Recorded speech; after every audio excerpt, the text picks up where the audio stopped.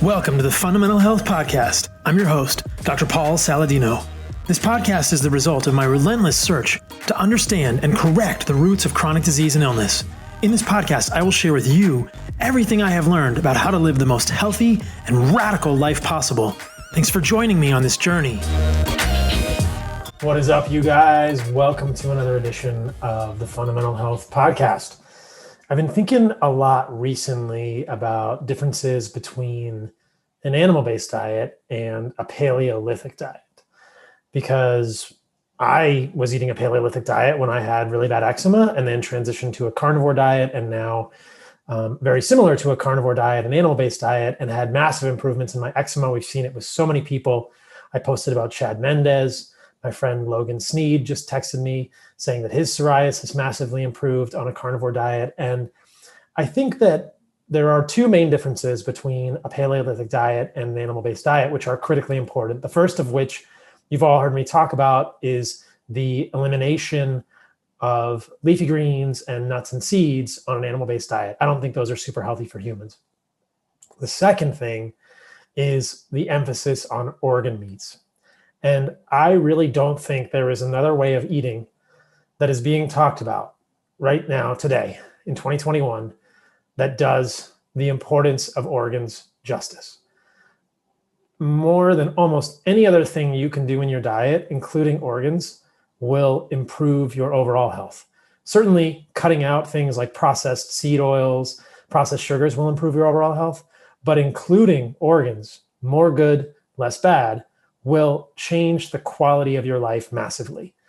If you are not getting enough organs in your diet, things like liver, heart, spleen, kidney, pancreas, testicles, brain, things like this, that's why we do what we do at Heart and Soil. That's why I built Heart and Soil, because I firmly believe that getting more organs into people's diets will be the single easiest thing that we can do with a desiccated capsule that will cause a spark, a change in the way they feel, and will hopefully tip the dominoes, be the first domino that leads to massive improvements in overall health for people. It's an easy step that anyone can do, whether it's my mom, my dad, my sister, my niece, my nephew, or your family.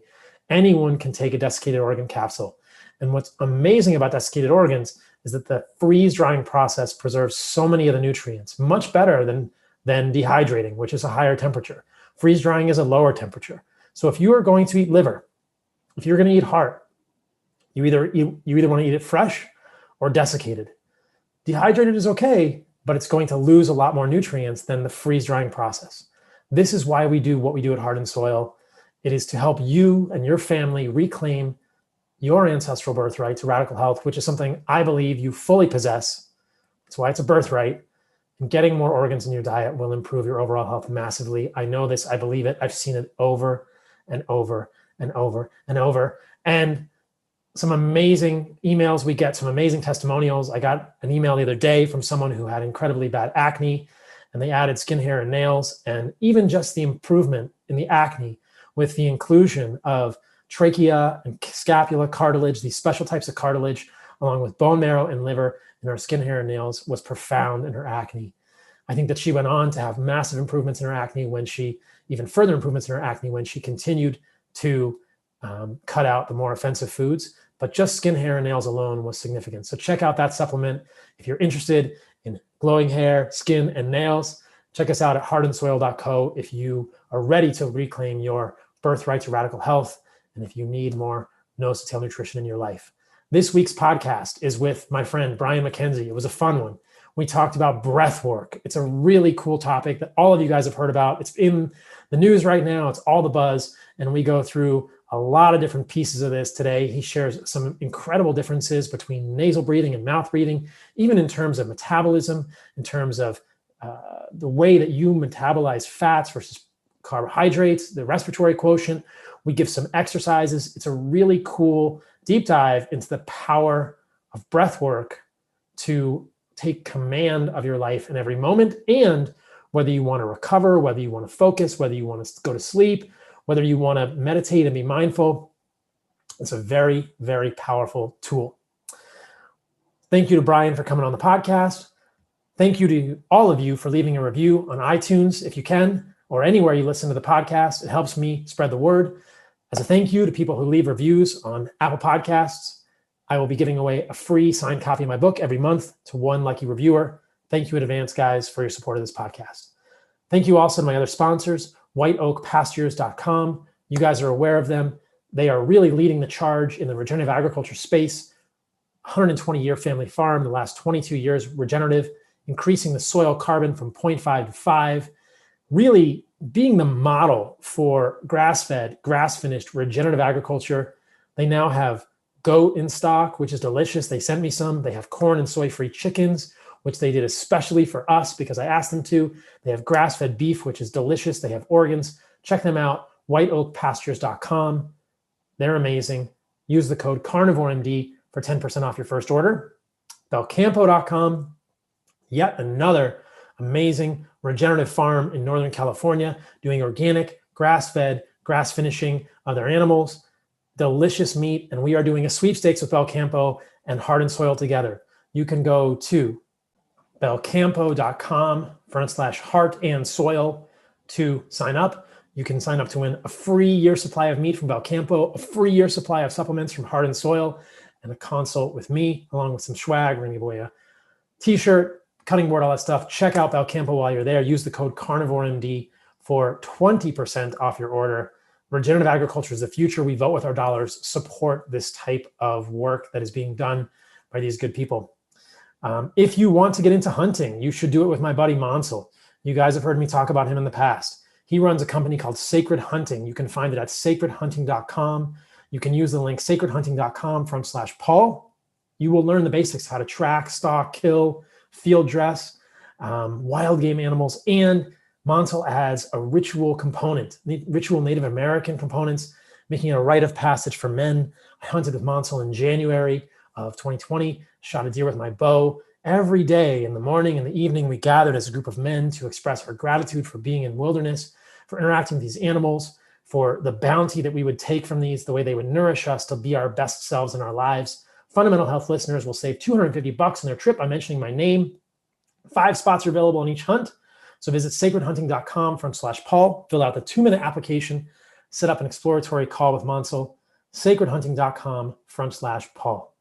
If you guys saw my Instagram over the weekend, you know that I went to Ocean Lab in Austin. Shout out to the guys at Ocean Lab. And I was fortunate enough to get into an amazing cold plunge called The Cold Plunge, thecoldplunge.com. What's so cool about this is I have been looking for a cold plunge for so long, and they are tens of thousands of dollars, guys. And the cold plunge has done a great job of making this portable and affordable and really, really high quality.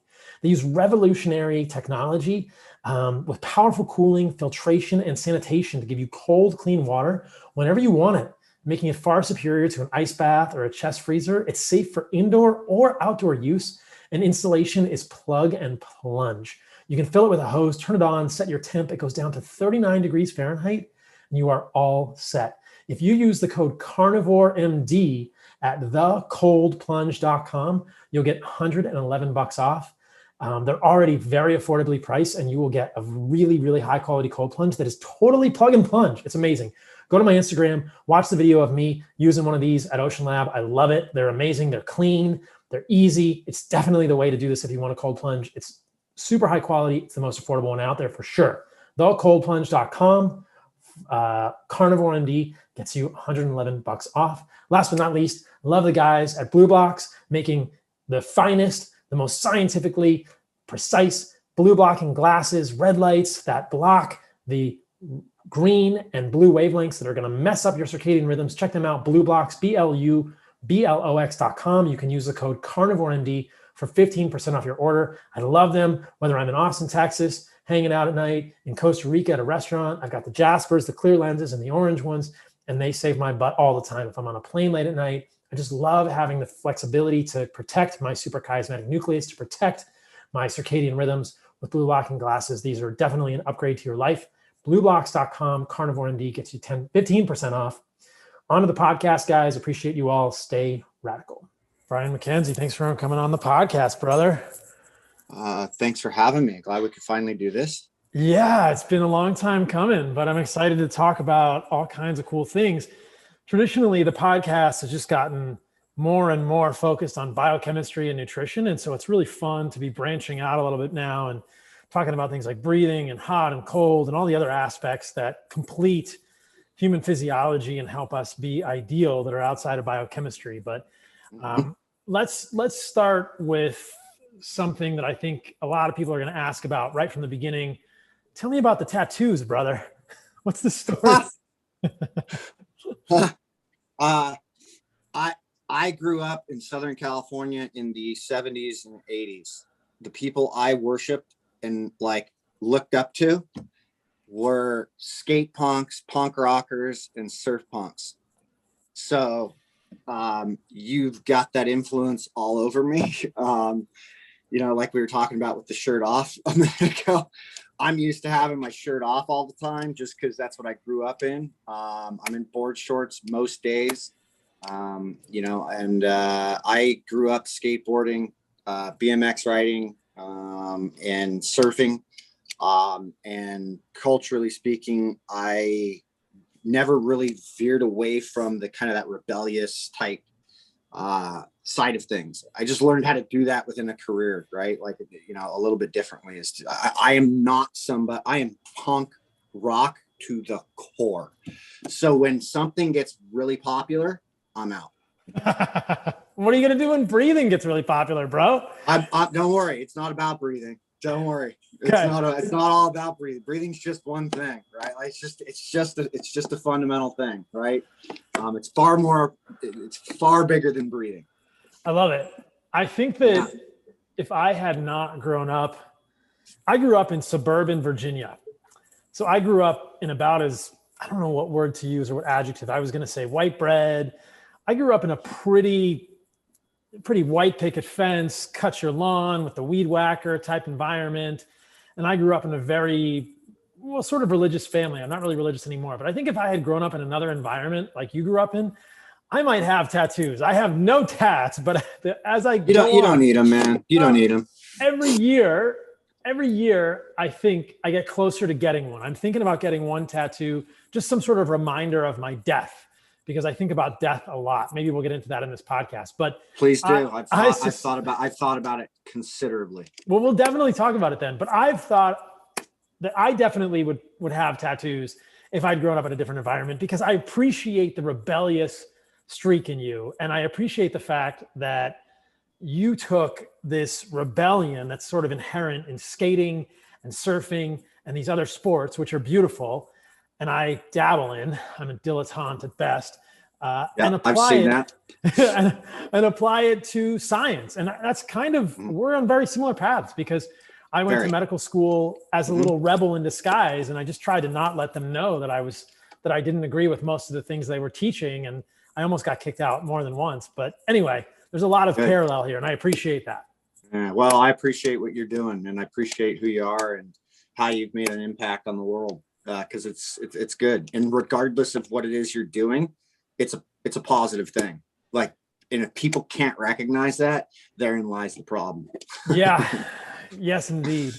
So I heard you say this quote from BKS Iyengar, and I'll let you say the quote because it's such a striking line. But tell me the quote from BKS Iyengar about the breath and the mind, and then we'll get to breathing. Yeah. So Iyengar, and there's actually a really good there's probably one of the most profound documentaries done. In my estimation, I'm not necessarily your traditional yogi, but there's a documentary on Iyengar that came out. I think it's on iTunes. You can get it. It's fantastic. He is responsible for yoga into the Western world. And his quote, part of the quote is, "The mind is the king of the senses, and the breath is the king of the mind." And so, in that statement, what that meant for the esoteric world, kind of the hippy dippies can grab onto that and love it. But what that really means in our terminology is breath work is the most potent controller of the nervous system that we know of. Bar none. That's it. I can take my respiration centers offline, which reside in my brainstem, and I can bring them up into the cortex, and I can then start to ingrain patterns that allow me to calm what might be happening to make better or different decisions with that. And that's kind of the higher level of thinking. I mean, there's obviously a lot more in the neurobiology and stuff, but that's the simplest way I can explain it. Is the moment I take control of my breathing, I've now taken it offline from a predictive system, which is running off of strictly predictions. And I now am implementing some control in order to elicit changes that basically cross everything that is important to us, especially with what your work and you do, right? So your work really evolves around nutrition a lot, right? Well, how important is oxygen for that nutrition to, be absorbed into the system? It turns out it's probably more fundamentally important than getting the stuff in the system. But you can't, and I'm not here to say, oh, breathing is more important than, food, but it's like, no, it all works together. It's all one thing. But we certainly like to silo the shit out of everything we do and to compartmentalize it. And I mean, hence, you went to medical school, and why were you a rebel? I'm guessing probably because you saw beyond the little narrow path. They were like, hey, Paul, you're going to stay in this lane and this is what you're going to do. And you're like, no, I'm not. Exactly. I went to medical school thinking from the get-go that I didn't like the model of symptom-focused pharmaceutical-based treatment of humans. And I was looking for the root cause. So yeah, I was just this guy kind of skeptical of everything and thinking about things a little differently than my cohort of other medical students. But I love what you're saying here, that breathing is something that all of us do automatically. We go to sleep, we don't think about our breathing, and these breathing centers reside in this lizard brain, quote unquote, in the brainstem. And yet, as you're saying, and as you're bringing awareness to with the work that you're doing, you can take this automatic system in your brainstem and move it up to the cortical level. You can become conscious of it and change it. We all know this. You can hyperventilate. We're going to talk a little bit about Wim Hof's methods or Tumo breathing today, maybe. Yeah, but you can take something that's automatic and turn it into manual. You can basically take your car out of automatic mode and turn it into stick shift on the fly. And it seems like the more we do that, we can reprogram ourselves to be better breathers. And as you're insightfully suggesting, that can have huge implications on how our nervous system balance works with sympathetic and parasympathetic balance. And ultimately, the reason we eat food, the reason we have nutrition in our lives, the reason we get nutrients from our diet is first and foremost probably to make energy currency out of them, whether that's glucose or ketones that we use in the mitochondria and run through the electron transport chain, the little electrons that come out of those molecules. And then the end of the electron transport chain is an oxygen, is an oxygen molecule that accepts electrons and becomes water and moves protons across the mitochondrial membrane. So there is oxygen intimately connected with our nutritional biochemistry at the level of the mitochondria. But let's just start. I think most of the listeners will be aware of the difference between the sympathetic and the parasympathetic nervous system because my audience is super sharp and savvy, but let's just go over that as a review. So what are we doing? Why do we care about this? Why would we want to modify our breath? Like, what is the big deal? How is our nervous system going to change? And let's talk a little bit about these two kind of sides of the coin of the nervous system or the autonomic nervous system. Yeah, I mean, fundamentally speaking, the easiest place to start for anybody, and what we really did, we teach from a first principle standpoint. It's really like, hey, let's lay this down. What's the difference between nose and mouth breathing? You've got two anatomical structures that can bring air in and out. What's the difference between those two? And it turns out the mouth is directly involved with sympathetic activity. So the moment I begin to talk, after you're done talking, I am now, there are physiological things that are actually occurring as a result of me breathing through my mouth, right? And one of those is a higher arousal or more sympathetic activity. Now, in today's day and age, we live in a world, maybe not you down in Costa Rica right now, but we live in a world that is highly driven for more and success as a means of doing more, right? Making more money, doing more, all of this shit that we've created that we think is how life should run. What we gave up a long time ago was what animals did not in the wild. And they are very in tune with their nervous system, where we are not. We have moved into kind of this mid-range stage of sympathetic activity most of our day. And we think that that's the okay place to function. I did. I've been there for I've done all of this stuff. I don't speak about anything I've never participated in or had an experience with. But if you take, for instance, we usually tell a story of I'll give another story. So you take an animal that's lost its herd, right? Like consider a gazelle lost the herd. That animal ain't sleeping that night. That animal is on full alert for quite some time, right? Until it finds its herd. What happens when it finds its herd? Downshifts immediately. It's able to sleep. It's able to partake in regular life. It poops, it eats, it goes back to its stuff. We do not, right? Our environment isn't really something that's unstable, but we create a very unstable place within that drive to do more. And I really think the drive to do more, based on the work that we're really deep in right now, the busy mentality is the biggest cover up for not dealing with what people are really needing to understand about themselves. They don't want to see the reality of who they are or deal with the reasons why they might be anxious, why they might be unhappy, and the things that they're actually motivated by. These are the foundations of meditation.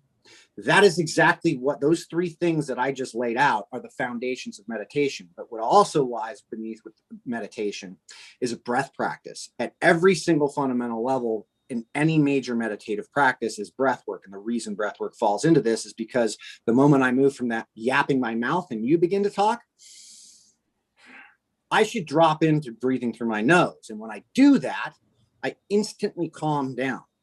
Why?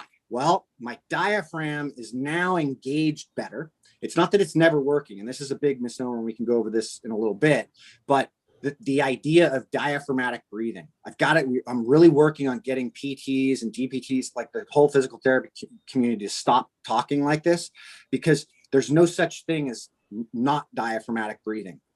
If you didn't diaphragmatically breathe, you'd be on an iron lung. It's called Odine's curse. It's where the phrenic nerve doesn't work. Okay, we're using it. It's just we may be in a really poor position, and when we breathe through the nose, I'm actually pulling that diaphragm down deeper, which allows me to get into lower lobes where there's more parasympathetic nerves, where I'm actually diffusing more CO2 and O2. So we've got better diffusion. Right. So we've got all this stuff occurring that should typically be occurring all the time. But unfortunately, because of the lives we're living, we're now seeing that respiration rates are now going way up. Right. Like in the medical world, I'm getting this back from a lot of nurses and doctors right now. The normal range for breathing is 17 to 20 breaths a day. That is 29,000 breaths a day. That is hyperventilation, which when I hyperventilate, we go back to the mouth. If I'm breathing through my mouth, I'm not absorbing as much O2 into the system, so I can't diffuse as much, right? And I offload that O2, but I also am offloading excessive carbon dioxide when there's no metabolic demand. So if I'm not working out, push-ups, moving around more, the metabolic demand isn't requiring me to open my mouth. I'm now offloading more carbon dioxide, which ruins, principally speaking, the dissociative effect that happens between carbon dioxide and oxygen, meaning bioavailability of oxygen to the process you just described in the electron transport chain. Oxygen actually is a very crazy molecule that rips and tears apart and steals things, but it's the way we use to break down substrates and coax these enzymatic processes to work for substrate utilization, right? And so if I am over breathing, I now move myself into more sympathetic activity and using more anaerobic processes than necessary because the oxygen is not there. There's some, but it's not totally there. And so how efficient am I at that? And this is where breath control really comes in. There's a lot that you just talked about that we can unpack and go deep. I love it.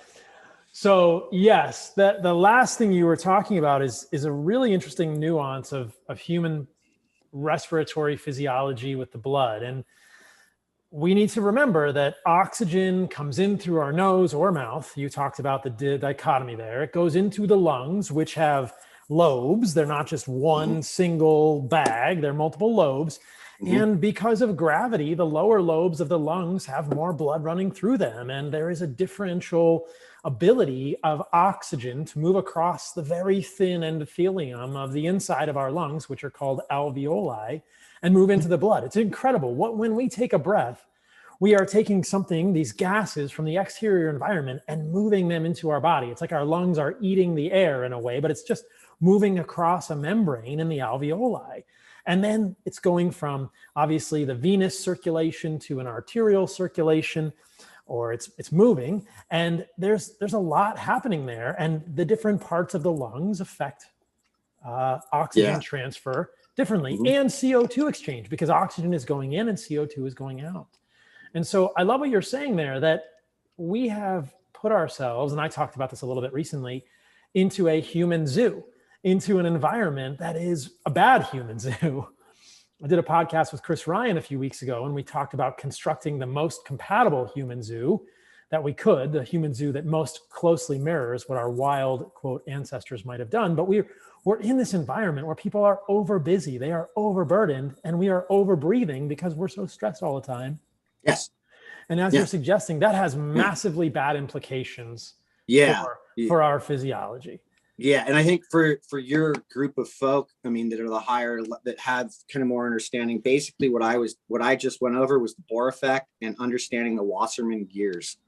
The Wassermann gears illustrate how oxygen and air is drawn in, and it works in conjunction after the oxygen's been used, and you've got the byproduct, which is carbon dioxide, and these gears move through each other, and you cannot efficiently move that oxygen. So principally speaking, and just understanding some of the fundamentals of that, the Bohr effect and the Wassermann gears, understanding that, the Haldane effect, which is happening with the diffusion, and the deeper you get, the more blood there is, right? Like, so you can actually diffuse better, all of that. And then just understanding that when we talk about mouth breathing, we're talking about sympathetic activity. We know we're moving more anaerobic. And when we talk about nose breathing, we know we are more parasympathetic regardless of what's happening.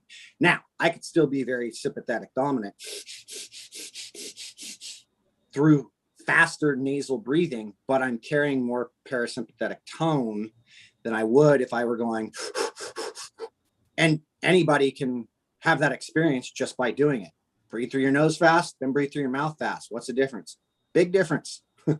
Big difference. And that shift to where I feel a little more high and alert, that's sympathetic activity. Talk to us about the Bohr effect. This is something I've never talked about on the podcast, but it's pretty interesting the way it all works at the level of sort of oxygen exchange physiology and carbon dioxide. Yeah, it simply just means that there's this dissociate. The more carbon dioxide that is entering into the red blood cell, the more oxygen becomes available, right? So the red blood cell, hemoglobin, would prefer to have carbon dioxide on it, right?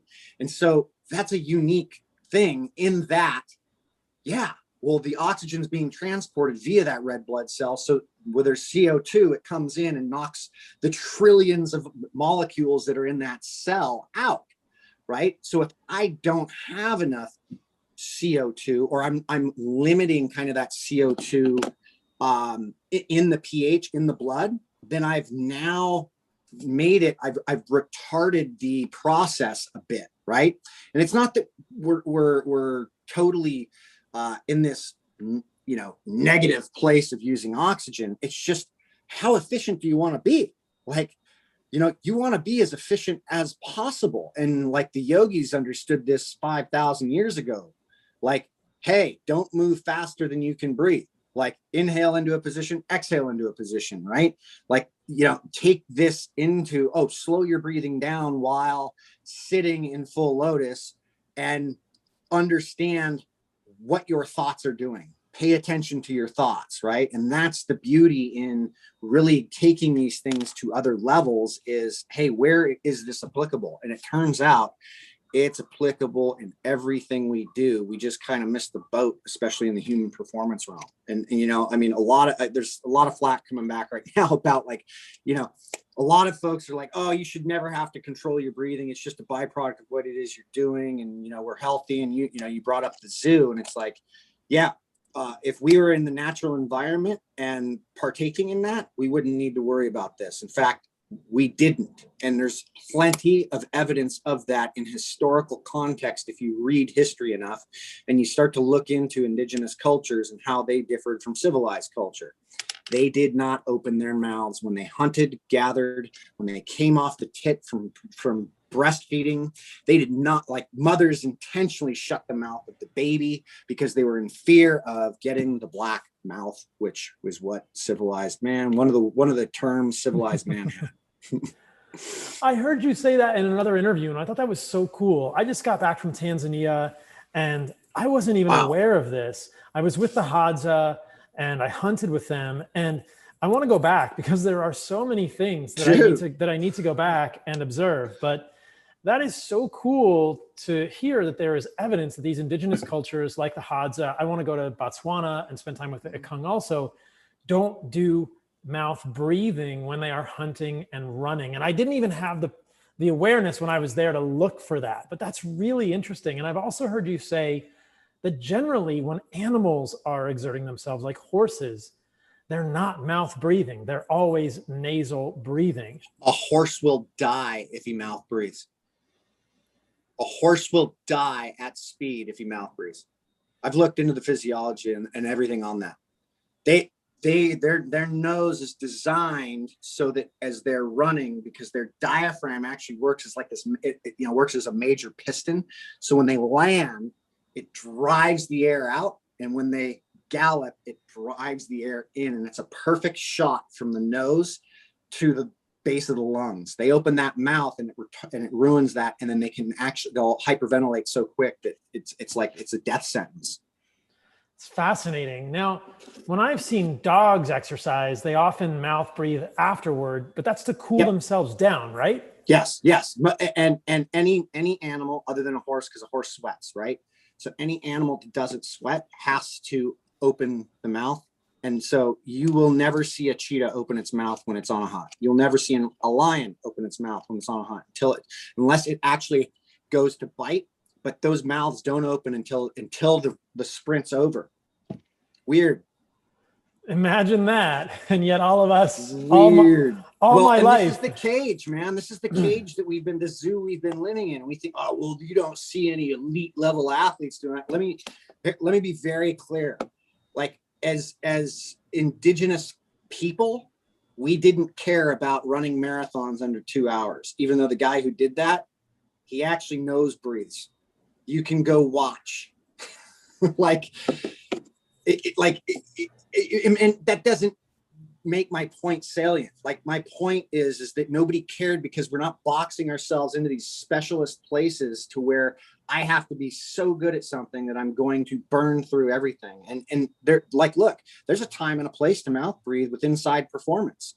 But I can tell you right now that if you cannot handle some easy gear nose breathing while at some decent clips, you are over breathing, and over breathing, whether you are world class or grandma, is a problem for humans. At any stage metabolically. Doesn't matter.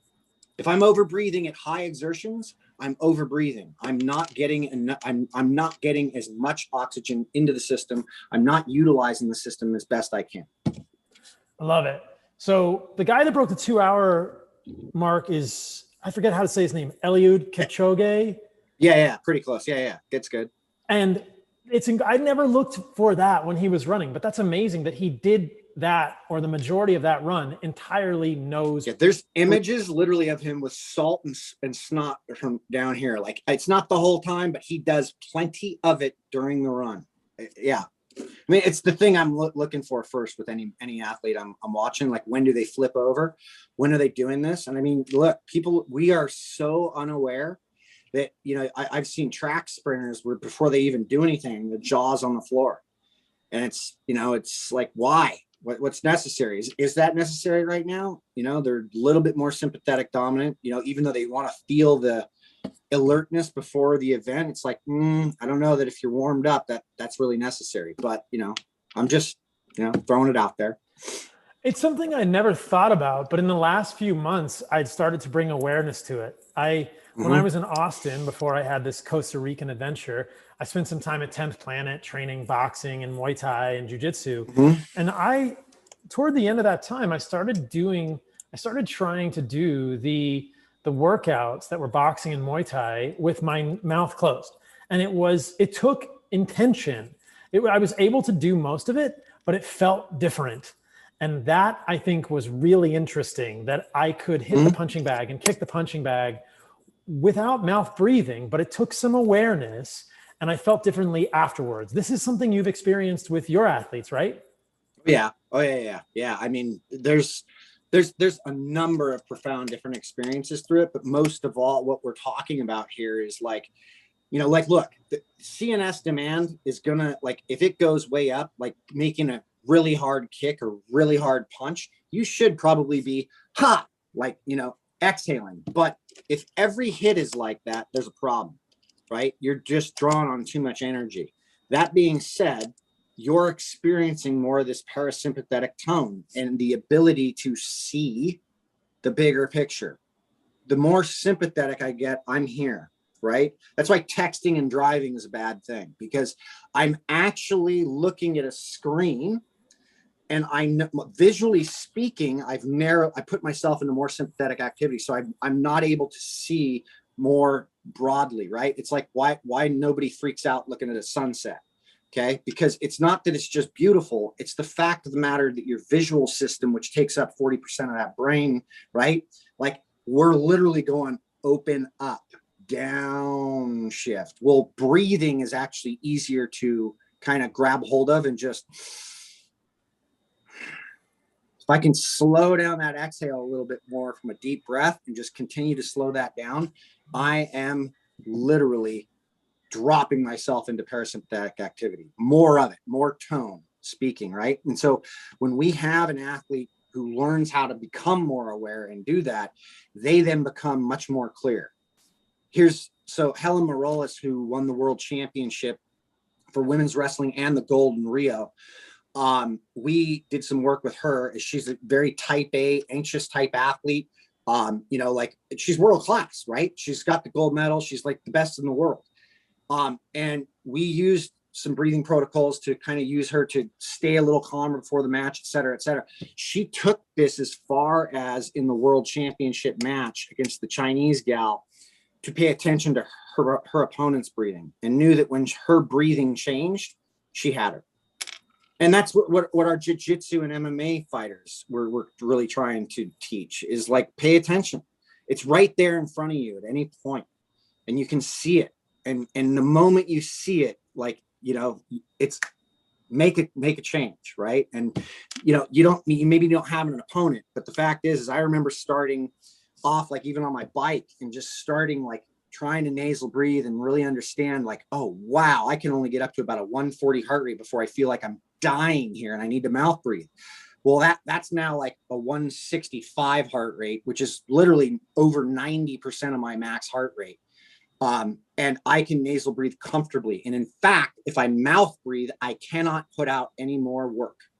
And I end up stressing myself further at that point. Now, I could get a little higher and mouth breathe and deal with that, but that would be short-lived because I would feel the changes that start to happen, right? Because I've become so attuned to understanding the differences in all of these things. So you're saying that if athletes are able to do more of this nasal breathing and maintain this parasympathetic state more, they're able to take in more information, which is something that would be super valuable for anybody in MMA, anybody doing any sport really, but surfing, there's so many variables happening. And I've noticed this when I've done jiu-jitsu in the past. I haven't been back in a few months and I'm pretty bummed about this. But when I trained jiu-jitsu in medical school, I knew the same thing. I was never very good, always mediocre, still learning. But when I had an opponent and I could see their breathing change, I thought, okay, now they're in deep water, they're drowning, and I've got them, and they're not going to make good decisions. I heard you say on another podcast, and I love this quote: the point of training is to make better decisions when you're under stress with high levels of CO2 in your body. Yeah. And I like that a lot. It really is I mean, the foundation of all training is the ability to make a better decision. That's it. That's it. And if anything skips that, you're going to find problems quickly. But if I'm actually learning to make better decisions at higher levels of stress, you're actually improving everything, right? But we lose sight of that because we're such a society that's driven towards performance markers, right? I've got to perform better. I've got to lift heavier. I've got to do this. I've got to do it for what? Like, why can't that be the byproduct of, what you're really doing? I think, really what I get athletes and people to do is I just get them to feel. I'm teaching people how to feel their physiology, and we're using that through breathing to begin with. But then we start to get into, well, what are your goals? What are these things? And it's like, what does that have to do with the top goal? Like, what's the number one priority in your life? How does your performance right now have anything to do with that? You tell me. Do you want to take us through the 5 gears? I think this will help people understand. And I thought this was an interesting concept to illustrate this, kind of like as you ramp up an effort, you have different breathing strategies that might be thought of as gears. And we kind of referred to those earlier. So just take us through what these 5 gears of breathing are that you've thought of, and how we might leverage that positively. Yeah. So gear 1, we know to be incredible, like aerobic. And that is an equal inhale, exhale through the nose. Gear 2 starts to move up a little bit with that aerobic activity, right? And it's a power nasal inhale and a relaxed nasal exhale. Gear 3 is power in, power out nose. Gear 4 is nose in, mouth out. So it's a quick offload of the air. Gear 5 is mouth in, mouth out. And really what we do with people is we spend the first 4 to 6 weeks getting people to understand gear 1 and 2. Gears 2 through 4 are really just these transitional type things, right? You shouldn't spend a whole lot of time in any of them. Like gear 1 is really where you want to get back to, but gear 2, it starts to, get a little, it's more transitional up to like gear 3, 4, and then getting me to gear 5. So we're using these transitions to get to a gear 5 really is what we're trying to do with specific intensities. And at nowhere do we spend, gear 5 work ever over a minute, right? And this is what we've learned. And it's really this takes time to develop. And the reason we started to understand this was because we actually tested it. We were using metabolic carts, and we were looking at the difference largely between nose and mouth breathing at first. And it was radical. And it was so radical, so we looked at just going on a simple walk around the block for 5 minutes or 10 minutes, and then repeating that. So doing it once, nose only, doing it once, mouth only. Getting on a bike, holding 200 watts on the bike for 5 minutes, nose only, 5 minutes, mouth only. Repeat, do it a few times. The difference was unbelievable. You instantly shift the carbohydrate burn. You just instantly shift it up the moment you start mouth breathing, and it becomes more intense. And so if I can actually nasal breathe or hit in a gear 1, and that's really the goal, is to get to a big gear 1 for hard work. And that is where you can find the sweet spot. But that is going to take people a lot of time to get to.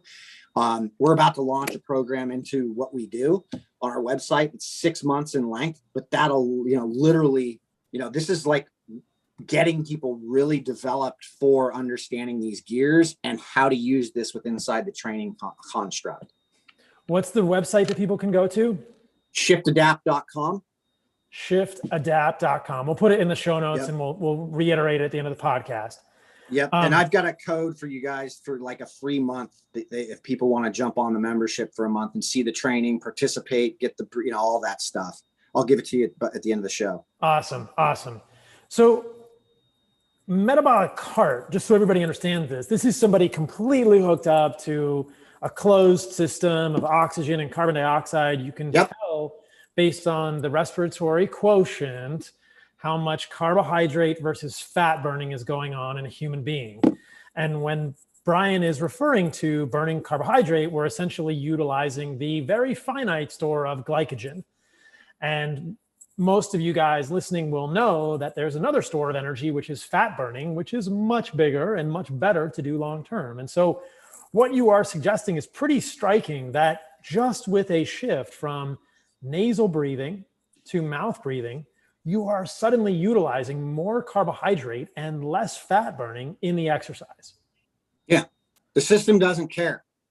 It's not siloed, right? Like, doesn't care metabolically or psychologically what's going on. And the reason I was referring back to the predictive system, and you understand this by understanding the brain's a constant predictor. It's trying to predict its next move. So that's where comfort comes in, right? Like, I'm predicting my day. I'm setting up my day prediction. Oh, if something goes wrong, how do I handle that? How do I manage that? Right? Well, here's how the prediction system works with oxygen and how we're using fat or glucose and glycogen. The aortic and carotid arteries have chemoreceptors set up in them that transfer back to that brainstem. That means nothing's happened to that blood. It's going out to the periphery. So it's just coming off the heart and it's just going up to the brain for use. But the system is predicting what's going to happen. And so we create a relationship to CO2 through these chemoreceptors. This is why we see such variance in CO2 sensitivity with human beings. So if I've got somebody who's more anxious, I can tell you right now that a more anxious human being is much more sensitive to CO2 and overbreathes a lot more. Somebody who has asthma, much more sensitive. Anybody who's dealing with some sort of disability, who's mechanical problems, they're going to be more CO2 sensitive. That means they're more prone to overbreathing, which means they're probably burning through more sugar than necessary. The CO2 sensitivity is really fascinating to me. I did an apnea class here in Costa Rica a few weeks ago, and I need a lot of work. Let's just say that. But that's okay. It's interesting to me. But the instructor reminded me that as I am either doing a static or a dynamic breath hold, the urge to breathe is not a lack of oxygen. No, it is not hypoxia or hypoxemia that causes us to want to breathe in a breath hold. It's an accumulation of carbon dioxide. And this is exactly what you're talking about now, right? The idea that every individual, and this is trainable, will have a different tolerance to CO2 in their blood as it rises when you are holding your breath. CO2 is not a waste product. It is the stress molecule. It's the metabolic stress messenger. We have wrongly termed it a waste product. It is incredibly important and it is incredibly trainable. And the free diving community is a perfect example of this. How anxious are free divers? They are not. So mellow. They are not. Why? Because they have literally spent hours upon hours doing breath work to increase their CO2 tolerance, which is very trainable. Because a guy who just, Stig just held his breath for over 20 minutes, right? From, and he was on supplemental oxygen to do it, but nonetheless, over 20 minutes for a breath hold as a human being, right?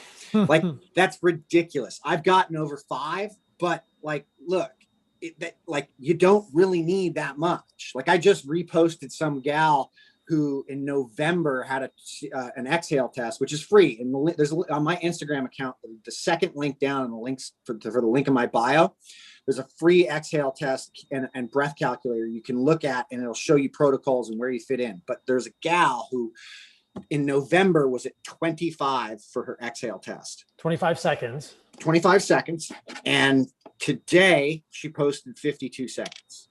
She more than doubled her ability to tolerate what we understand as stress, because she now has double the room before she's either psychologically over breathing more or metabolically needing to breathe more. And there's subtle changes in both of those things, meaning metabolically, we've seen there's a little bit of a different game in that, but very trainable as well. So I would be at the bottom of the pool, just freaking out, but trying to fight my mind. Yes. And knowing, and I came up, you know, and you come up and you just take this big mouth breath because you're so stressed. Yeah. And the instructor says you could hold your breath for probably twice that amount of time before you would pass out. And I know this to be true, Brian, because I have experimented with Tumo breathing, which is also synonymous with like Wim Hof breathing, and which is very powerful and can be very dangerous. So people should use this properly and not around water without someone, or probably ever, or with someone. But with this Tumo breathing, you are over breathing and you are pushing out all your CO2. It is forced respiratory alkalosis, where you are going. When you hyperventilate, you will blow off your CO2. And you guys can experiment with this, but do it under a controlled circumstance. If you blow off your CO2, you can hold your breath for 3 to 4 minutes with no training. But if you don't do that, then you get this breathing response for most of us, including myself, after between 1 minute and 2. But with zero training in between, you can blow off your CO2, which will abrogate, which will abolish, which is potentially very dangerous, your need to breathe. And when I was in residency, I was messing around with Wim Hof training, and I would pass out occasionally. You will hold your breath until you actually pass out, at which point your body will begin to breathe again. Your autonomic nervous system, your brainstem goes right into working. It works again. But there were a couple of times that I did this Wim Hof breathing, and then at the end of the Wim Hof, you hold your breath, and you don't get an urge to breathe because you have blown off most of your CO2. But this is not the point. The point is really to be able to tolerate the CO2 without over breathing. Yeah. So so there's a couple of things. One, if you hyperventilate, even though you feel like you can hold your breath longer, your time to passing out is shortened. Yeah. So the reason being is because I increase oxygen saturation levels, but decrease carbon dioxide levels.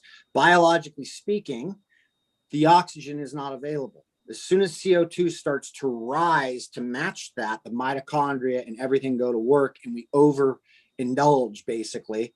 It's just the funky term, overindulge, and that oxygen level goes like this. Funk.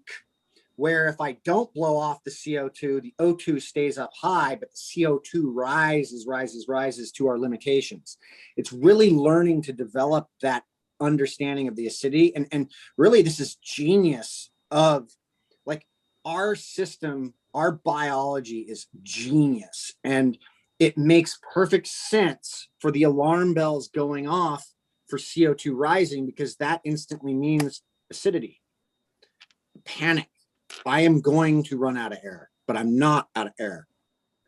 I'm going to need to bring in more oxygen, but I like, and what does oxygen play? The alkaline factor, right? Because if I give off CO2, right, that then increases O2, which inevitably we vasoconstrict as a result of that, right? So the acidity changes. And that whole process can really confuse a lot of people, thinking they can hold their breath for a much longer time than they actually can, when in fact they can't. That what you're doing, you could actually hold your breath for as long, if not longer, than when you hyperventilate. It's just the development of the CO2 tolerance to that. And, you know, like, the profound ability of the biological machine also is when that O2 gets low, which is what you experience when you pass out, because that's what happens when you get out there is you drop. The system has a beautiful thing that it does. It prepares you for death, and it makes you woozy, and it puts you to sleep. And then your autonomic nervous system picks up the breathing just in case there's a chance.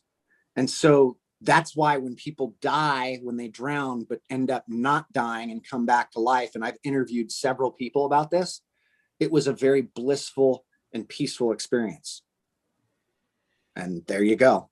The times that I've been held down by waves are not blissful and peaceful, but maybe but you will get long enough, and you will. I promise you that. I hope I don't get there in the next few years. There's maybe a few more things that I want to do. There's a few more podcasts that I want to do. Yeah, you have to get through a number of diaphragmatic spasms and freakouts, and then all of a sudden it just starts to get bliss, and that bliss means the O2 is finally low.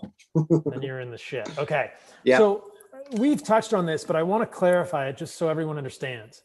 When you have a rising level of carbon dioxide in your blood, the pH of your body or blood will become lower. It will become more acidic. There's a lot of talk, acid, alkaline. Earlier, when I said hyperventilation is forced respiratory alkalosis, the way that you can create respiratory alkalosis is by hyperventilating. You blow off CO2. So if we're talking about respiratory physiology, this is sort of medical school physiology 101. If you have more carbon dioxide because you are breathing less, perhaps you have given somebody too much morphine in the hospital or too much anesthesia and you've narcotized them, they will have more carbon dioxide because they are not breathing enough. They are under breathing. Usually this happens because someone is under the influence of drugs that slow the breathing rate. If someone is hyperventilating, like you suggested, asthma, stress, anxiety, you will see lower levels of carbon dioxide. In the blood work, this is bicarbonate. HCO3 in the blood is the equivalent of carbon dioxide that you have inhaled. So we will see bicarbonate on the blood work. Now, it's important to note that we're not going to talk about metabolic causes of alkalosis or acidosis because that's a whole nother more complex term, but your body's pH can be influenced by metabolic acidosis, metabolic alkalosis. But really what we're talking about here is respiratory acidosis and respiratory alkalosis. And that is completely determined by carbon dioxide and mostly on both sides, pathological states, overbreathing leading to alkalosis and the reverse. The other thing to mention is that for a lot of people, if they're holding on to excess CO2, that can cause many issues, like we said with oxygen, with these drugs and stuff. And then if you blow off too much CO2, we talked about that as well. But if you blow off too much carbon dioxide, that can cause problems with the brain arteries. You kind of glossed over this, but I want to talk about it, that the arteries in your brain respond to carbon dioxide levels also, right? Yeah. So for those of you who've participated in Wim Hof or done any holotropic, or you've done some Tumo type breathing, and when you start to get that high feeling, that is the constriction of those blood vessels in the brain, those arteries. That is the system going, okay, here we go. Let's prepare. And it's interesting because I don't think people realize this, that they're actually starving their brain of oxygen by blowing off CO2 like that. And the reverse is going to happen when you are able to tolerate more carbon dioxide. Then in the brain, higher levels of carbon dioxide lead to vasodilatation of the arteries in the brain. And as we've talked about earlier, having some carbon dioxide in your body is important for the Bohr effect, is important for your body to offload oxygen. So carbon dioxide is not necessarily the enemy, but we want to be able to tolerate more of it, right? Correct. And I think the other thing that needs mentioning, and you brought it up, the bicarbonate in the bloodstream. So when we overbreathe or hyperventilate, if we're doing it in excess, the kidneys release more bicarbonate into the system. And what does that do? And this is the interesting thing about the entire electrolyte industry and sweat, is I have worked with hundreds, if not thousands of athletes in the last 20 years. And I've had numerous accounts of athletes who we have adjusted electrolytes up, down, water intake, et cetera, and they still couldn't figure out cramping issues. Yet when we started to control breathing, all of a sudden the cramping went away. And this is where, when that bicarbonate gets released into the system, it leaches out the minerals and electrolytes. And when it's something that's being very glossed over by a lot of people who don't understand respiratory physiology and the compounding effects of things like overbreathing. So if you're somebody who cramps a lot, look at what you're doing in your daily activities. If you're somebody who's on the phone or talking all day long, then you're going and training and your mouth's open, you can bet you're going to have some electrolyte imbalances. I guarantee it.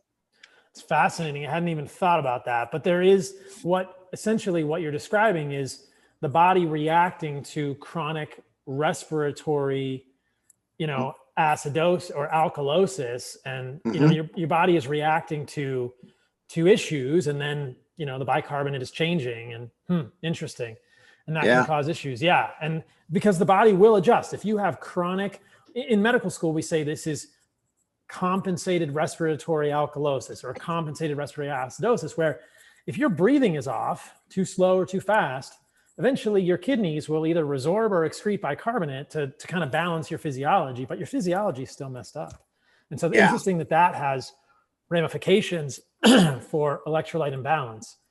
So do you want to take people through a carbon dioxide tolerance test? Because I think this is pretty cool, and it starts to get into the next thing that we can begin to talk about, which is how the heck we correct this and how the heck we get more. How can we correct these lifetimes of over breathing that we're all doing because we're hyper stressed? So how do people know how much carbon dioxide they can tolerate? Well, they can get a capnometer, or they can do what free divers have been doing for eons. And we just simply use this test as a max exhale test.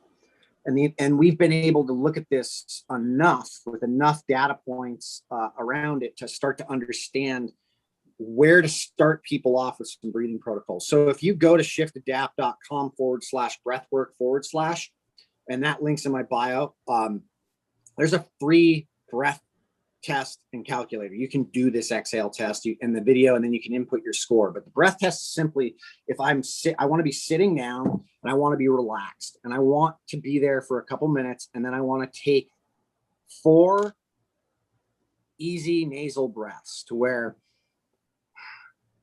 just nice and calm, nothing big. On the 4th inhale, I want to inhale all the way to the top. As soon as I get to the top, I'm going to start a stopwatch, a timer, and I am going to exhale air out of my nose as slowly as I possibly can without swallowing, panicking, or rebreathing, right? If I have to do any of that stuff, I should start over. I should start the entire process over. You want to think like you're going to exhale for 2 minutes, and you're not going to do that the first time you do this. And it's just trickling air out. It's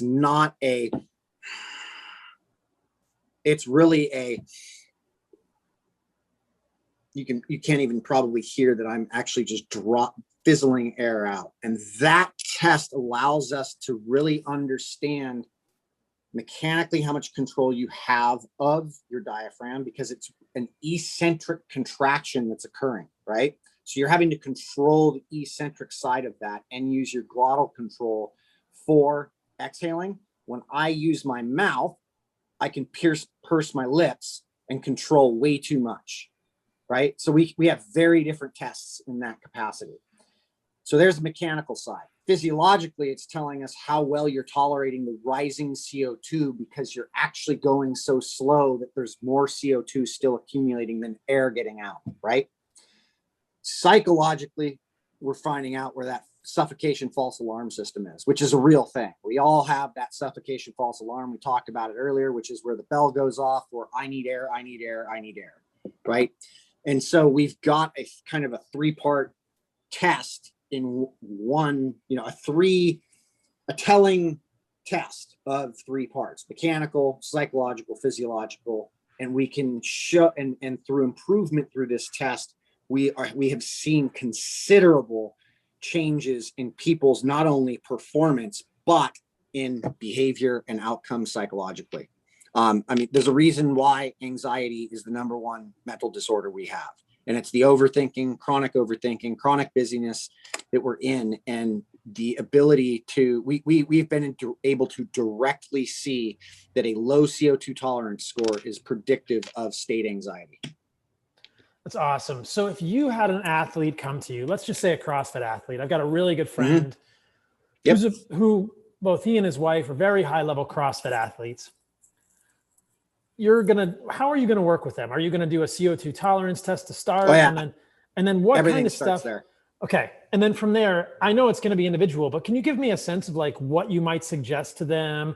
Are you going to do apnea tables like for free divers? Are you going to have them try and do workouts with just nasal breathing? Are you going to have them try and keep, gear 1 and gear 2 breathing, or maybe even gear 3 when they're working out? Like, what are you going to suggest basic level, like to a high level CrossFit athlete? Yeah. Anybody who's coming to me to work individually, there's always going to be the individual side of stuff and me understanding their goals and where to go. But basically here, I mean, look, I've worked with James Newberry, Tia Claire Toomey, Rich Froning, Annie Thorsdal. I've worked with a number of the top CrossFit athletes that have, in the past. James and Tia went through a very, very similar process. For instance, when James came to me, he had not won the regionals yet for Australia. He went to the games, but he wanted to do better. He came to me and we set him up after the games, and we started him with like gear 1, 2 training on an assault bike. And he legitimately could not get his heart rate over 140 nasal breathing to begin. So gear 1, 2. That improved in 4 weeks, roughly 4 to 6 weeks, to about a 170 heart rate, to where he was able to maintain for as long as he wanted to go, what he felt like, right? He was given protocols to use in the morning and the evening, and then after training. So we would set him up on breath work in the morning to start to regulate his nervous system. And we would set him up at the end of the day so that he really downshifted his nervous system in the evening, being an elite level athlete, right? And this is really important actually for anybody, is to really find a couple protocols, one that really works for you in the morning that makes you feel a little bit alert, but calm.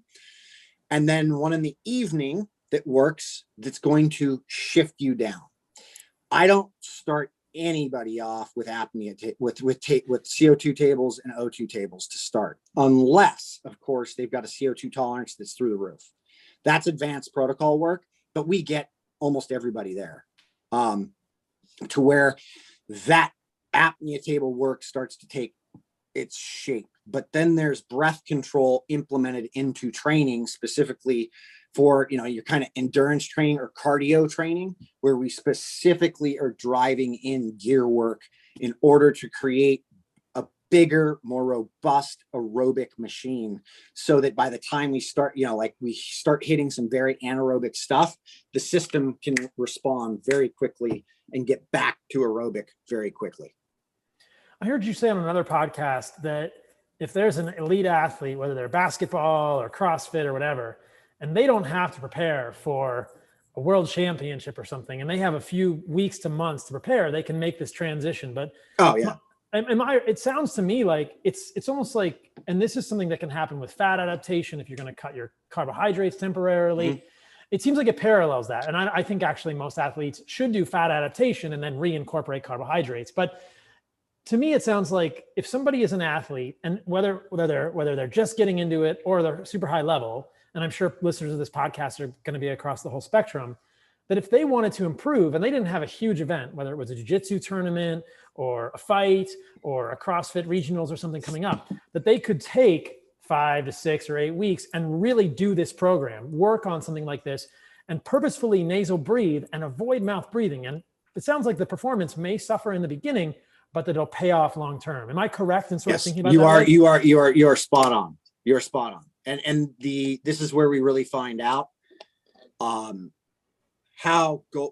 sort of goal driven, how goal driven where the goals are at for the athlete. If they can't handle that performance dip, we then know they are so psychologically driven to be there. You're going to probably have a very depressed athlete when that career's over, because they're so connected to not understanding the process.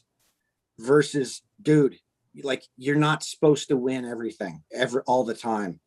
That's not how life works. And it's never worked like that. And you need to learn how to take a step back so that you can fine tune the machine, because metabolically speaking, I mean, everything is about energy, everything. And breathing is the mechanism for controlling that energy, right? So how well I'm burning fat is basically dictated by how well I'm actually breathing. And yes, by the fuels that I'm actually putting inside of me as well, right? I can really start to manipulate that stuff. But the fact is if I don't have a big, robust aerobic engine, then I am lost. And this is like, for the strength athletes, it's like there's such easy, low hanging fruit for them to learn. And most of them won't do it because they think that if they do stuff like this, it's going to retard their strength. And it's far from it. There's a reason why when you go to a powerlifting meet, you see a lot of these big heavy hitters on oxygen concentrators, or you see big linemen on oxygen concentrators in the NFL. This isn't an oxygen problem.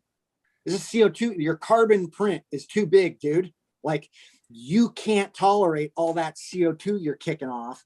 And so really implementing some strategies for breath control with these folks really can speed up their recovery process so that they're actually lifting more weight and getting stronger, rebounding quicker.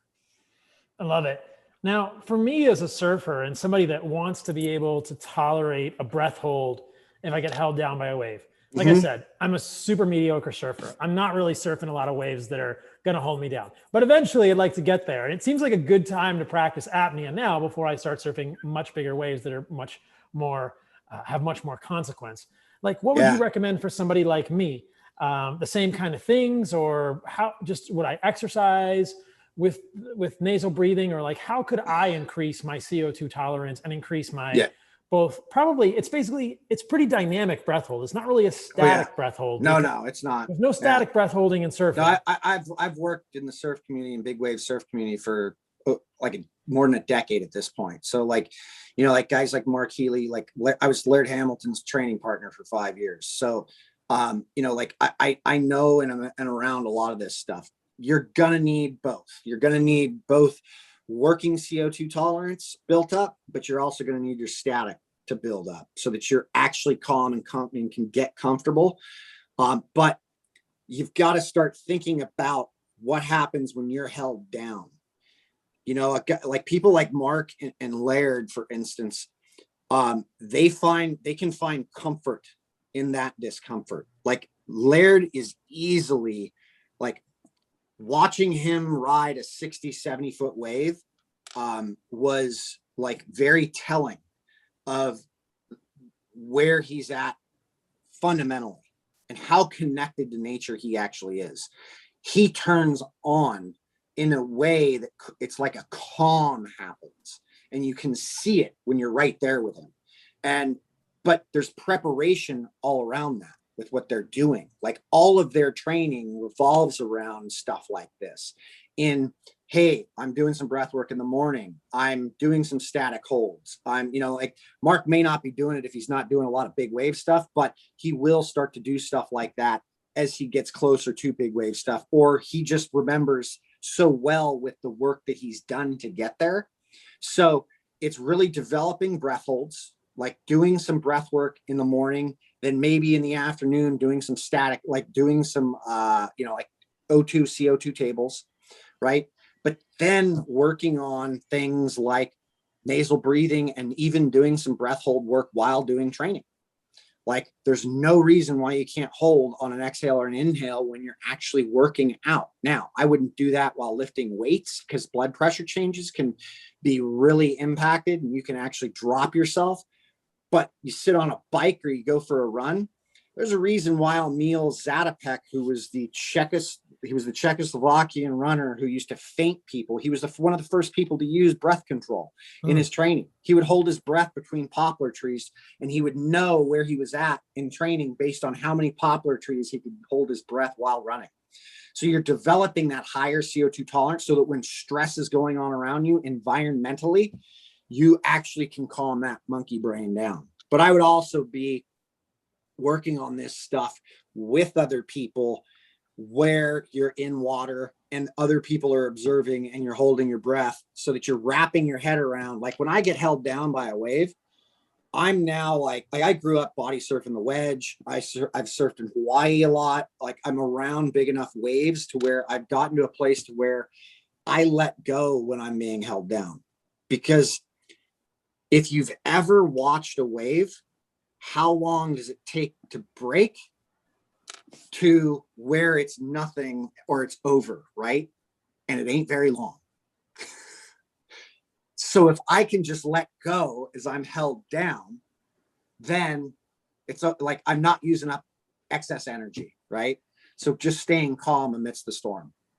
And I'm not sure how many people are surfers that are listening to this, and those that are probably more experienced than I am, but I will tell you that in my time as a surfer, when I get held down or I get I'm on the inside and there's a moderate sized wave that I get stuck under because I'm duck diving and I mess it up and my board gets ripped out of my hands, my instinct is just to panic, and you're just fighting your way up to the, I'm basically running in the water, trying to get to the surface. It's not moving me anywhere because there's so much turbulence.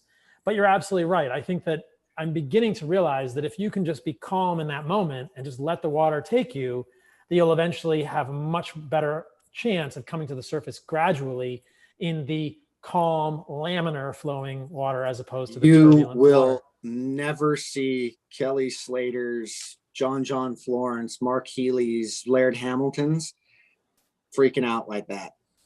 They just have spent enough time in the water to understand. And it's not the size of the wave that changes. It's the frame of the mind. I've got enough experience to be in these heavy duty situations to understand what could cost my life and what won't. Yeah. And that's one of the reasons I love the water. It puts all of this in front and center. You must understand your breathing. The thing that I'm struggling with a little bit is that sometimes if I get held down by a wave or I'm duck diving a moderate sized wave and I'm coming up, there's a lot of water around my nose. And so it's hard to nasal breathe. You'll need to mouth breathe if the water's around you. Like I get this from swimmers all the time. What do you do with swimmers? And it's like, you exhale nose. You exhale nose and you inhale mouth. And it just becomes a process, and, if water's in and around your face, breathe through your mouth. That's all you can do. It's all you can do. Now, is there a benefit to breathing through your nose during the recovery phase of an exercise? For instance, I started sprinting. Yep. And I would do 100-meter sprints. And I got one of these devices called a turbine. I'm sure you've seen that, like a nasal dilator. Yeah. I've used them. I've used all that shit. Yeah, because my nose isn't super big, right? My nostrils aren't super big. And I'll actually get a Venturi effect when I'm breathing heavily through my nose, that if I go and inhale, my nose collapses, right? Because I don't have a big nose, which is probably my genetics. But the cool thing about this nasal dilator is it kind of opens up the distal nostrils, and I'm actually I'm much more able to breathe heavily through my nose without the nasal passages collapsing. And so when I'm sprinting, I'll sprint and I can nasal breathe in the sprint. But as soon as I get done with that 100 meters, if I don't have a nasal dilator, or I'll walk down the track, people must think I'm stupid or crazy. And I'm literally holding my nose open. I'm trying to nasal breathe to recover. Is there a benefit to that? Like keeping the breathing as a nasal? I imagine there is, as I'm recovering from a 100-meter sprint. Yes. So it depends on what you're trying to do. So yes, there are times when you can manipulate breathing post recovery to elicit a response that may not have you recover as quickly. Right. So meaning I go sprint and I immediately go into nasal breathing after I sprinted. that is going to suck. But that buildup of all of that anaerobic activity, post-anaerobic activity, especially the carbon dioxide, is going to stress the cells more, right? So I'm teaching the cell. Now, this can have, you have to be careful with this stuff, because this can have a, you know, like you can go too far sometimes. But I would be maybe instituting something like that a couple, maybe 1 or 2 times a week, not more than, you know, a half dozen to a, you know, like maybe 10 times. But the turbinates and things that are opening the nostrils up, those can be very dangerous. All right. Because we're not used to moving that much air through the nasal passages. I've blown out the turbinates. I've gotten bloody noses from these things because I'm working so hard and I'm moving so much air that it's literally burning through things, right? What part of the process, and we offer one of these programs, is like a nasal breathing development program, is where we start working on expanding the nostrils. Like there's a lot of yogic work and Ayurvedic work around this stuff where you're working with expanding the nostrils. I am able to, at this point, open my nostrils. So I have a highly deviated septum, right? Like it's crooked as hell. But the moment I start exercising, I'm able to do this. And I open everything up because it's taken time, but I've been able to open that stuff up. Or air in that front lip, right? So we start to learn to manipulate things in a way that allows for us to still use the nasal breathing. But there is a point in a time when I'm doing roughly, like I can do 3-minute efforts. I can do 30-second efforts, and I don't need to mouth breathe at all in 30-second efforts. After those 30 seconds efforts, after about 4 of them, I then need to start mouth breathing, because metabolically the cost is getting so heavy. I have to offload. But we have patterns of things we've created, like a 5-7-9, where we go 5 breaths at gear 5, 7 at gear 4, and then drop down into 3-2-1. You've got nose only for 9 breaths. And then you can repeat that pattern to help shift down into a better or more recovered state. I love this. I'd never even thought about that. But as you were showing this, if you guys aren't watching on YouTube, you might want to watch this part on YouTube. Brian was changing the way that his face was. He was like making a funny face, like, and then breathing to hold the nostrils open, and then pushing out the top lip. You know, I'm not sure what. Yeah. I could be a monkey. But it works. It's like you can buttress the nose by changing the structure of your face and preventing the nasal passages from collapsing. As you are breathing quickly. So when we're talking about the thing I mentioned is called a turbine. It's actually a brace. It's a plastic piece, and it's not very pleasant to wear. I'll mention that to people. But then you mentioned the turbinates, which are structures that many of us are not aware of. They're sort of outpouchings of nasal tissue within your nasal passages. So if you look online, greatest filter system ever fucking invented, man. Yeah. So the turbinates are outpouchings of tissue within your sinuses, within your nasal passages, that are inside your nose. Like if you go to pick your nose and you stuck your finger way up, you might touch a turbinate.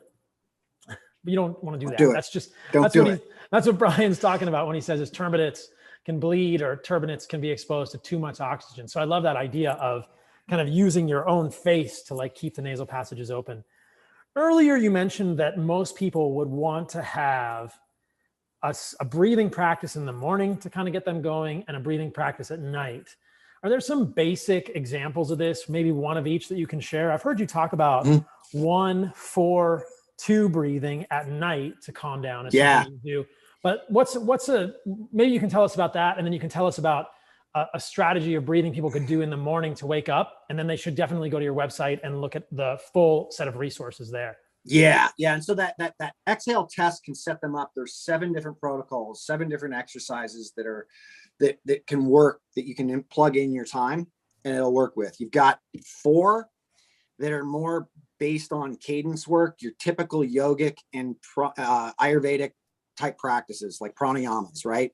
Where you've got an equal inhale, exhale, a inhale, hold, exhale, an inhale, hold, a box breathing, inhale, hold, exhale, hold, and then a more of a the same but a double time exhale. So it's an inhale, hold, double time exhale, and then hold on the end. Those are just some basic fundamental cadences that in some sense, like I'm this is where a lot of people go wrong inside the breath space. Is they're like, yeah, this protocol does this and this one does that. Well, then on the other side of that, we have apneas, and apneas typically will traditionally can downshift you more, but that's not necessarily true. An apnea specifically is referring to, there's more emphasis for the inhale hold. So off of the inhale, you're holding your breath, right? And so a 1-2-2 would be a inhale, double time hold, double time exhale. Then we move into a 1-3-2, which would be an inhale with a triple time hold, and then a double time exhale of the inhale. Then a 1-4-2 is a much more advanced version of that, where it's a quadruple hold and a double time exhale off of the inhale. So if my score gave me a 5-20-10, that would be a 1-4-2. Now, if I do an apnea protocol, it will downshift me. If I do more of a cadence sequence, like a 1-1-2-1 or a box breathing set of 1-1-1-1, which could be a 5-5-5-5 or 5-5-10-5, those will make me calm, but I'm still kind of alert. So I'm alert and calm. Somebody like, you know who Dr. Andrew Huberman is? Yeah. So Andrew's one of my close friends, and we got involved 5 years ago in some research, and I kind of did some algorithm development for him at Stanford on a research project. And I screened him for breathing exercises. If he and I did the same one that made me feel alert and calm, that put him to sleep. If I did the one that made him feel alert and calm, that was an apnea sequence. So he was at an apnea sequence, he felt more alert and calm. I started to figure out by doing all this work with so many different people that not everybody responds to the same protocols in the same way. And if you think about stress and how the mind works and the brain works, we all vary on what we're doing and how we're doing it. And so certain triggers with breathing patterns can elicit different responses due to how well I tolerate CO2 and the mechanism and how my thinking plays in that. And so we really started screening people. So that's why there's 7 different protocols for people to play with. And so in the morning, you could do one for 5 to 20 minutes that makes you feel a little alert but calm. And then in the evening, you'd want to do one that makes you feel like really calm and down regulated, right? And it doesn't matter what that is. Just play with the protocols. And so each sequence is really a minimum of 5 minutes and a maximum of about 20 minutes. And that's all free for people to go play with. Beyond that, what's not free is where we start implementing this stuff and the architecture of it into the training and how to create different responses. And then in 2 or 3 weeks, we're going to have a software program that actually does all of this for you. So it screens you psychologically. We know how to kind of screen things from a psychological perspective on which people fit into what buckets for specific protocols and what. And then it's a fingerprint process of developing a greater adaptability to all of this stuff. Awesome. So where can people go to find the free stuff and then to get into the more involved content if they want? Yep. Yeah. So shiftadapt.com/breathwork/. There's a link in my Instagram account, second link. So if you click on the link, second link down, That's all the free stuff on breathwork. The membership stuff is under performance. So if you just go to shiftadapt.com, you'll find where the membership basis is. It'll be on that front page. And if they're going there and they're interested in a month of this stuff and just going through it, they can use Fundamental Health Pod, all one word, uppercase, as a free month to just have fun with this stuff and play around with it. Awesome. So I'll screen share here. So people, if you're watching online, here's shiftadapt.com. Yep. And then where did this, so that we can do / breath work, or go to tools. Sorry. Yep. Go down to CO2 tolerance breath test. 3 steps of getting started. And then there's videos, run through, enter your score. There's the everything. Perfect. And the code again for people is? Yeah. So if they go to members and log in, or go back to the front page. Membership. Yep. Click on membership. They would go in here, join our community. And as they signed up through this process, they would input in the code Fundamental Health Pod. Perfect. Apply coupon code right there. Perfect. Right here. Perfect. Yep. Awesome. So you guys can check that out. I'm definitely going to check it out because I want to do a whole lot more of this in my own life. And I've just noticed that a lot of times I have trouble winding down after a day and my mind is racing, and it's just really powerful to be able to change the state of your mind and body with breath as we can control it. So that's awesome. Thank you for coming on the podcast, my man. Thank you for the work you do. And hopefully we can hang out in person soon and we can surf or eat a steak or something. Yeah, man. I'm excited to hear your answer to the last question that I always ask people. What is the most radical thing that you have done recently? I've got a feeling this is going to be good. How recently? I don't know, the last few months. Last few months? I haven't done anything really radical in the last few months except move around. I mean, the most radical thing I think I've done that'll probably like rattle people is, and this was something I did with Huberman, was we cage exited at 40 feet below the surface with great white sharks and swam with them.